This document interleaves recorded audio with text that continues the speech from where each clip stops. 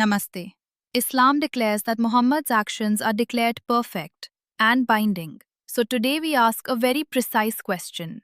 Not an emotional question, not a political question, but a structural one. If that is true, then what ethical and moral system follows? We are not asking what do believers feel. We are asking what do the earliest authoritative texts establish? And if those texts are binding, what kind of ethical system emerges? And is this system compatible with human well being? We will proceed exactly as defined in the Shastrartha framework. Layer 1. We look at the foundational text. Layer 2. Then we look at early systematization. Layer 3. Finally, we look at normative civilizational logic that follows. Then, and only then, do we conduct a dharmic evaluation. No slogans, no evasion. So let's start with the text first. The central claim of Islam, that Muhammad is the perfect example for humankind, is not hidden. It is explicit. Quran 33:21. In the Messenger of Allah you have an excellent example. Quran 4:80. He who obeys the Messenger has obeyed Allah. Quran 59:7. Whatever the Messenger gives you, take it. Whatever he forbids you, abstain from it. Let's pause here and understand this. This is not about admiration. This is not about inspiration. The Quran demands binding imitation. The Prophet is not merely a teacher. He is not even one model to be followed. He is the model to be followed. The authentic hadiths confirm the same structure. Sahih al-Bukhari 7280. Whoever obeys me enters paradise. So we have established, if Muhammad does something, it is not just historical. It becomes a normative template for all Muslims to follow. This is the claim. We will not interpret it yet. We will follow it to its conclusion. Early Islamic tradition does not soften this. It sharpens it. Sahih Muslim 1718. Whoever introduces something into this matter that is not from it, it is rejected. Sahih al-Bukhari 5063. Whoever turns away from my sunnah is not from me. Let's pause here and understand the implication. This creates a closed system. Quran is the command. Sunnah is the implementation. Nothing outside this model is legitimate. So now we must ask, if every action of Muhammad is binding, what happens when we examine his specific actions? We now move to case studies, not generalities, specific incidents, with sources. We begin with a personal act. Sahih al-Bukhari 5134 states, the Prophet married Aisha when she was 6 years old and consummated the marriage when she was 9. Sahih Muslim 1422 confirms the same. This is not presented as a mistake, not as an exception. It becomes part of the Sunnah. Now place this next to the legal text. In the Quran, chapter 65 verse 4, the law defines waiting periods for divorce. It says, for women who no longer menstruate, their waiting period is 3 months. For those who do not yet menstruate, their waiting period is also 3 months. And for those who are pregnant, until they deliver. Focus on that second category, those who do not yet menstruate. This is not describing infertility. It is not describing menopause. It is describing those who have not yet begun menstruation. Which means Islam's legal framework itself recognizes marriage before biological maturity. So now, combine the two. A lived example in the life of Muhammad and a legal category in the Quran. Together, they do not describe an isolated event. They establish a permitted structure, a norm with precedent and law. Consider the case of Parwana, the little girl from the Islamic Republic of Afghanistan, as reported on CNN. My father has sold me because we don't have bread, rice and flour, says Parwana. He has sold me to an old man.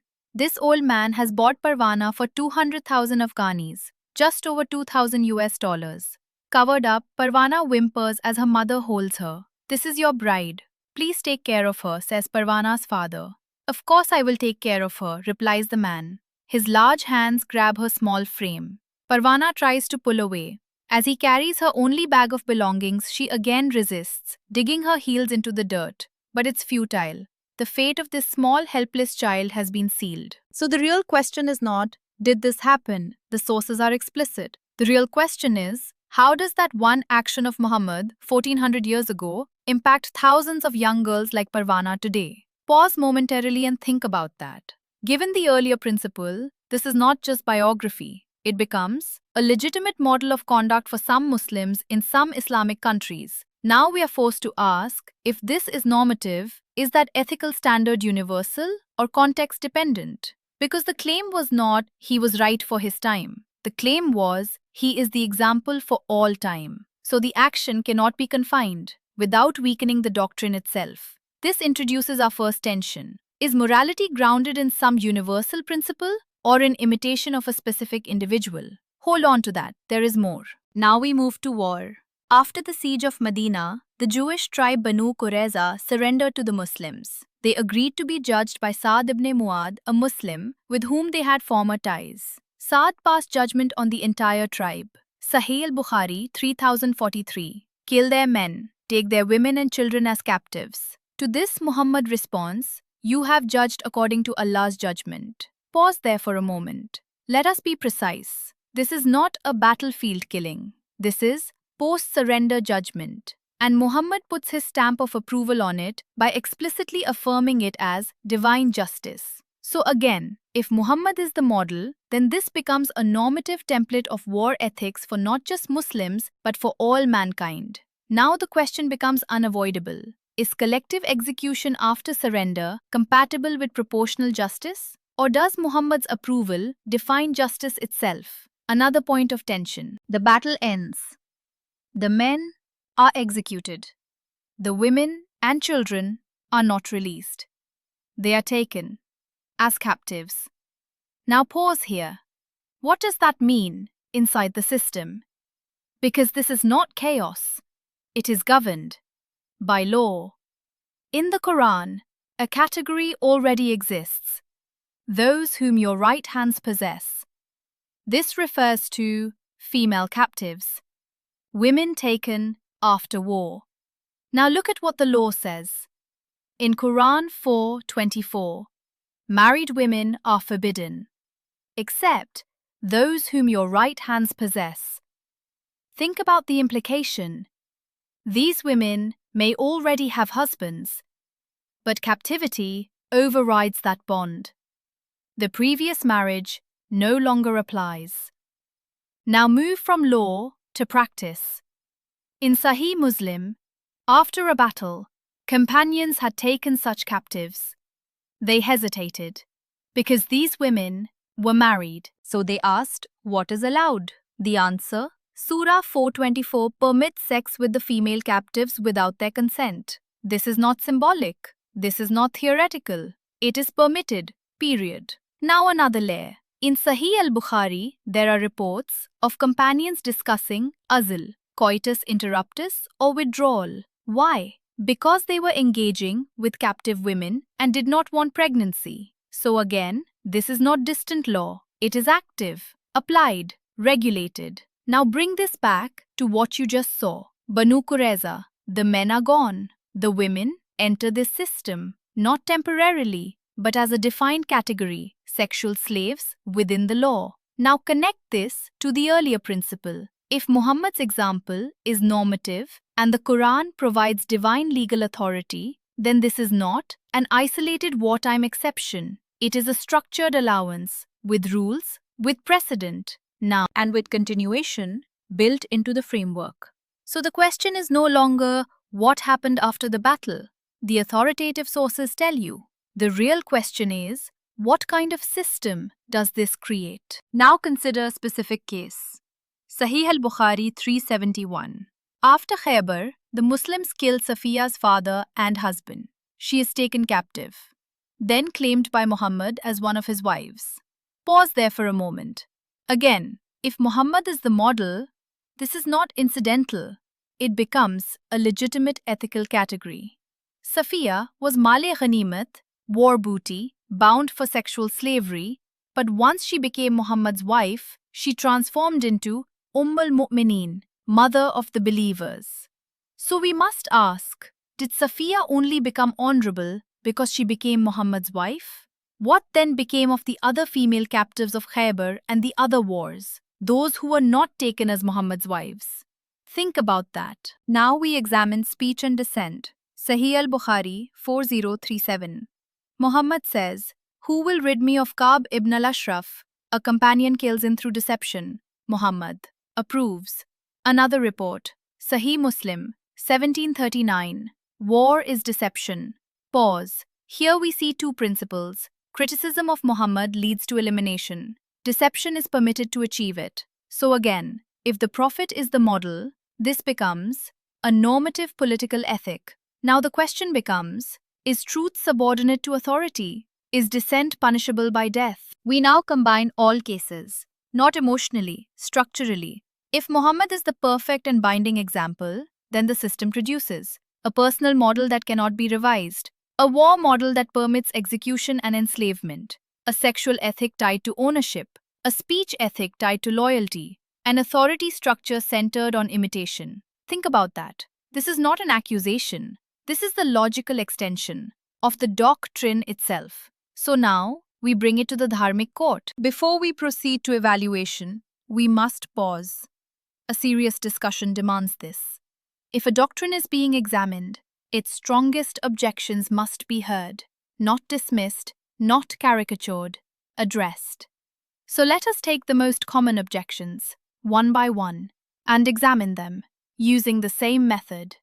Text, structure, logic. Nothing else. Objection 1. This was only for that time. It is often said, these actions were contextual. They were not meant for all times. But Islam itself does not say this. Quran 33:21. In the Messenger of Allah, you have an excellent example. There is no time limitation in this verse. It is for all time. Quran 59:7. Whatever the Messenger gives you, take it. There are no qualifiers here, or any restriction to a specific era. And Islam ties submission and obedience to salvation. Sahih al-Bukhari 72:80. Whoever obeys me enters paradise. So we must ask, if following Muhammad's example is tied to salvation, can it be temporary? Or must it be universal and for all time? This tension cannot be ignored. We move to the next objection. Objection 2. These were special permissions. It is said, these actions were unique to Muhammad.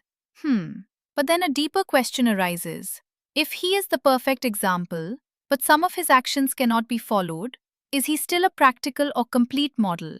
A model that must be imitated, but cannot be imitated in key areas, is a contradiction, and introduces structural instability. Either Muhammad's example is fully normative as the Quran proclaims, or it is partially non-replicable. Both cannot hold simultaneously, without contradiction. Objection 3. This was war context.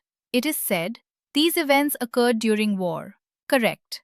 War allows exceptional measures, but even war has limits.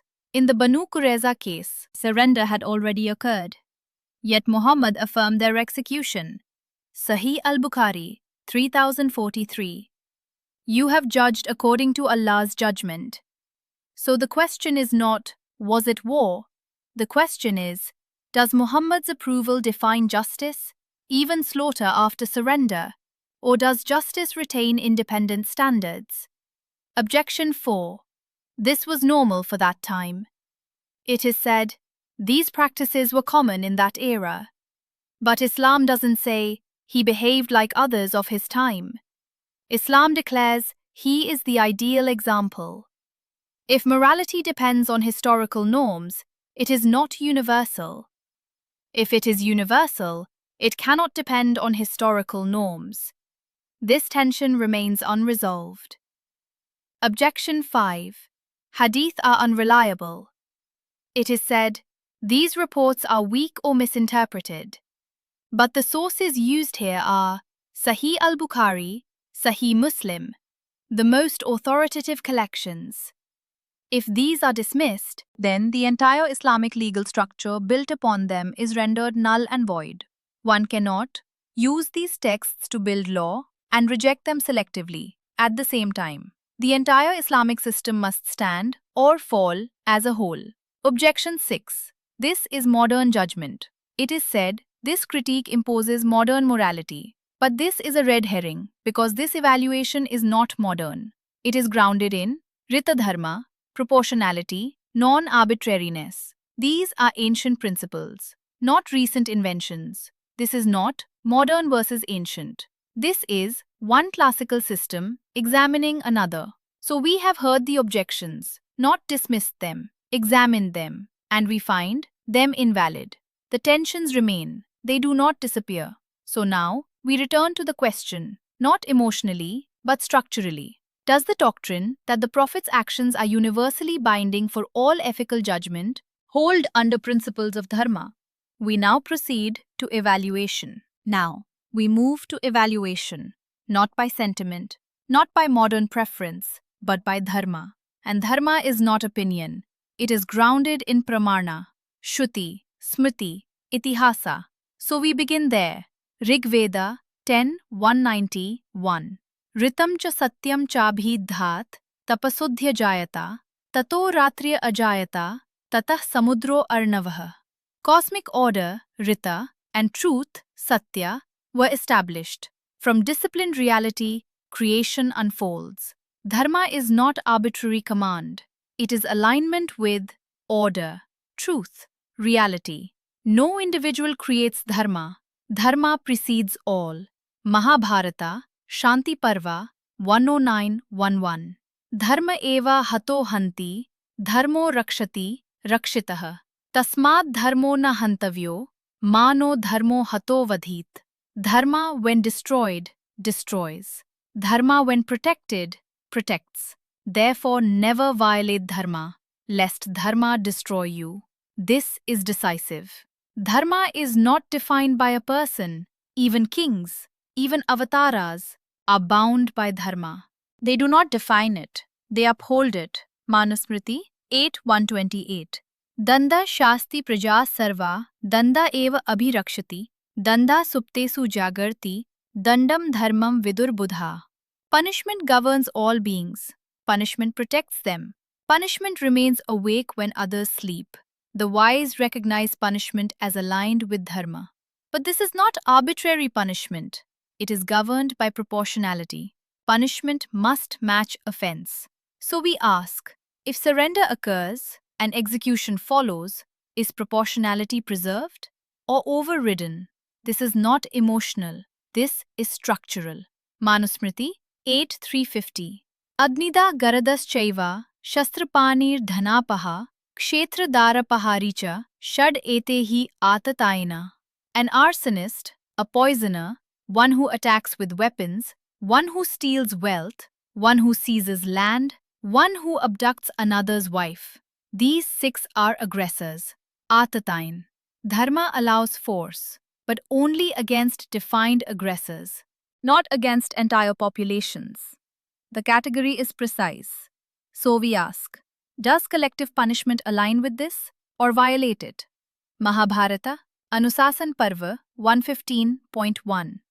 Ahimsa paramo dharma, dharmahimsa tathaivacha. Non-violence is the highest dharma, yet violence in the service of dharma is also dharma. This is balance. Violence is permitted, but constrained, bound to dharma, not to personal authority. So we ask, when violence occurs, is it governed by principle or by precedent? Mahabharata 5.39.72. Satyam eva paro dharma, satyam eva param tapa, satyam eva param, bruhmun satyena dharyate jagat. Truth alone is the highest dharma. Truth alone is the highest austerity. Truth alone is the highest reality. The world is sustained by truth. In dharma, truth is not subordinate to any person. No authority stands above truth. No figure is beyond question. So we ask, if criticism leads to elimination, is truth protected or subordinated? So we have established, dharma requires order aligned with truth, justice aligned with proportionality, violence constrained by principle, authority subordinate to dharma. Now the question becomes unavoidable. Does the doctrine we examined, where a single individual becomes the binding model for all ethics, satisfy these principles or strain them? We now proceed to the final verdict. We now apply the Shastrartha framework, not emotionally, but structurally. Does the doctrine, the Prophet's example is normative for law and ethics, satisfy the principles? Let us test. Proportionality lacking, because actions become just by imitation, not by intrinsic balance. Non-arbitrariness missing, because morality depends on a specific individual's acts, not universal principles. Universal moral accessibility unavailable, because ethics must be learned through biography, not reason alone. Non-contradiction in divine attributes absent, because mercy, justice, and power collapse into whatever Muhammad does. Now, the dharmic standard. Dharma is not a person. Dharma is that which upholds order, truth, proportionality, non arbitrariness. Even avtaras are bound by dharma. They do not define it. Remember when Gandhari curses Krishna? Krishna, he is the Bhagwan, and yet he gracefully subjects himself to the dharmic power of a Pativrata Sri. That is the critical difference. So, the verdict: the doctrine that Muhammad's actions are normative and binding for all humanity is incompatible with dharmic principles, not because of emotion, but because it replaces universal dharma with personal precedent. And once that happens, justice becomes contingent, truth becomes subordinate, and dharma is no longer the standard. It is replaced. This is not a judgment on people, it is a structural evaluation of doctrine. If you disagree, bring pramana. The method will remain. Text first, logic applied, dharma examined. Namaste.